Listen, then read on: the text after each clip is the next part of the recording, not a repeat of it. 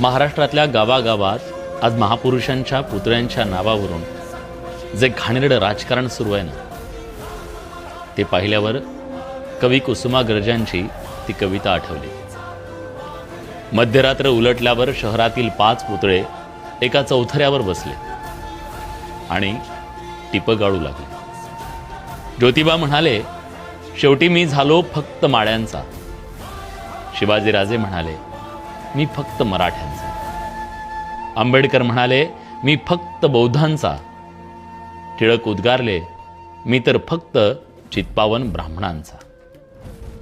गांधींनी गळ्यातला गहिवर आवरला आणि ते म्हणाले, तरी तुम्ही भाग्यवान. एक एक जात जमात तरी तुमच्या पाठीशी आहे. माझ्या पाठीशी मात्र फक्त सरकारी कचेरीतल्या भिंती. महापुरुषांच्या